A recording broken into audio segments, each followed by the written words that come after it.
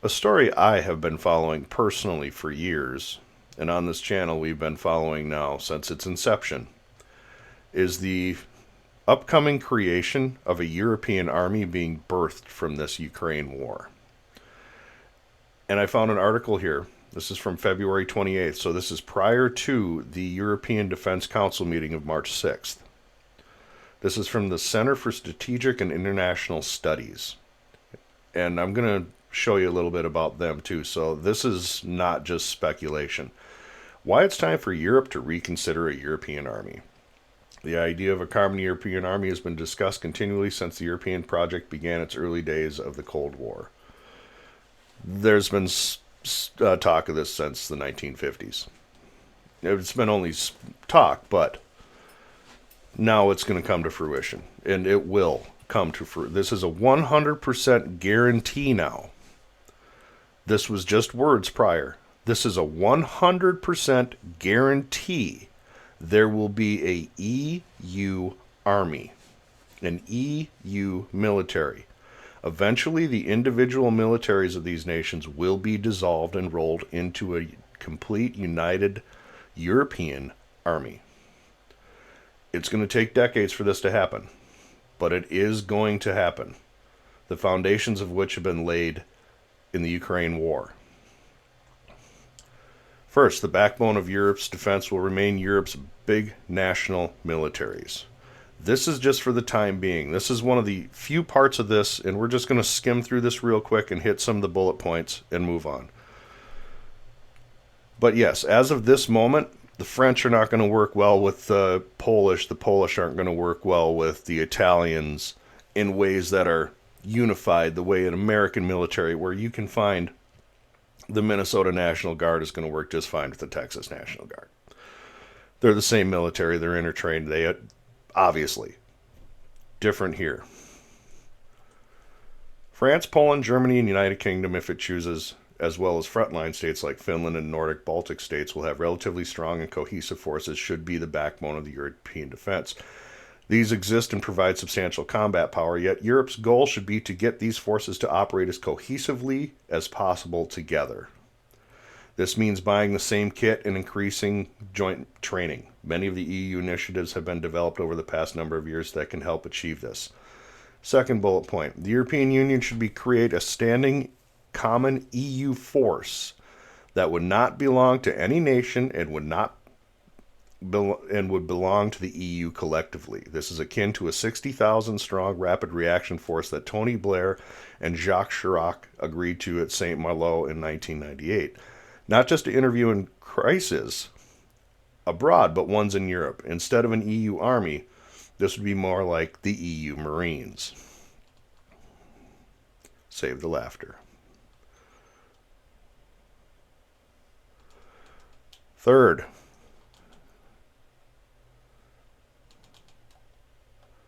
the European Union need a unified command structure. The EU could develop its own command headquarters that could command both the EU force and sit as a supreme European command over the national militaries. Creating an EU command has been talked about for decades, and the EU does have an embryonic command structure to manage its peacekeeping missions, but concerns over duplication with NATO and US operations blocked its creation. However, now that there is a clear division between the United States and Europe on defense, it makes sense for Europe to have an independent command capacity, and the very least to prevent an organizational gaps in European defense. Absolutely. You need to have a command structure that's ready to take command of your forces. The EU should develop and integrated capabilities and key enablers to back European forces. This enables tasks such as air transport, air tankers, intelligence, target capability, and integrated command and control needed to get Europe to fight together, which the United States has provided. And as we've seen with the withdrawal of intelligence data from Ukraine during this war, the United States is the backbone of that. France has some capabilities. The United Kingdom has some capabilities, and Germany has some capabilities. The United States has all of those capabilities, times 10. And it's showing. It's showing right now in Ukraine. I don't know if you know this or not, but that Kursk offensive by the Ukrainians, they've lost. They're being rolled back as we speak. It's very likely the Russians are going to reinvade Ukraine from a different point now, right out of Kursk. If you're not paying attention, because the news isn't talking about it, an incredibly daring operation by the Russians that will go down in history, whether you like them or not. This is going to go down in history. Continuing with this story. First, who is in charge of the force? The EU Council President or the Commission President do not have the legitimacy to serve as Commander-in-Chief. This is true, however. The post-Cold War discussion of a European army envisioned it being deployed abroad. The purpose of such a force today is to defend Europe, not to deploy abroad. Thus, decisions on its use, whether it should be deployed or not, which have understandably stood in the way of a EU army in the past, are somewhat mute. It will stay home. Additionally, the EU force would respond to commander who would report to the EU Council just as EU battle groups were intended to. This may not be streamlined, but it is not as if there is no civilian control or higher civilian authority in the EU. Second, would it require a change to the EU treaty? Probably not. Lastly, the neutrals. And that just goes through the neutrals. Now, as we know, as we've covered on this channel, on the 6th was released the European Commission Council conclusions on European defense, March 6, 2025. And as I stated then, and I reiterate now, the creation of a European military-industrial complex is in paragraph D, paragraph E, section 3 of this. Welcomes the recent letter by the European President of Investment Bank and the plans therein to step up its support for Europe's security and defense industry while safeguarding its operations and financing capability. And calls on the Board of Governors of the European Investment Bank to urgently continue to adapt the EIB's practices of lending to the defense industry, notably reevaluating the excluded activities. As I've stated in my video about this specific meeting, we're talking landmines. We're talking things that were in treaties that the European Union has agreed that they will not use, but the Russians are. And if they're going to have it, you need to have it too. And the second part of this underlines the importance of mobilizing private finance for the defense industry and invites Commission to consider measures of this regard, including the signaling to private investors the importance of defense industry of Europe at large. Large-scale investment houses can now go in and create a military-industrial complex to support a European army. Now, about the Center for Strategic and International Studies. This is going to be real quick. I just want to let you know, this is why I look at this as a 100% thing. That an EU army is going to happen. Because these people are saying it. Who are these people? Well, let's start off with the very nebulous and I love this. The Center for Strategic and International Studies is a bipartisan nonprofit policy research organization dedicated to advancing practical ideas to address the world's greatest challenges. I also want to address the world's greatest challenges in a practical way.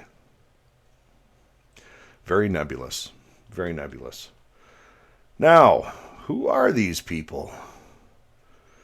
Tom Pritzker. You're going to run into a lot of familiar names if you know politics. Erskine Bowles. Bill Cohen. Bill Daley. Evan Greenberg. Ray Hunt. Notice any names? Thomas Needs. Leon Panetta. Sam Nunn. Paul Ryan. Bob Schaefer. This is the who's who of the deep state. This is the who's who of the deep state. This is their council. Almost every one of these, you know.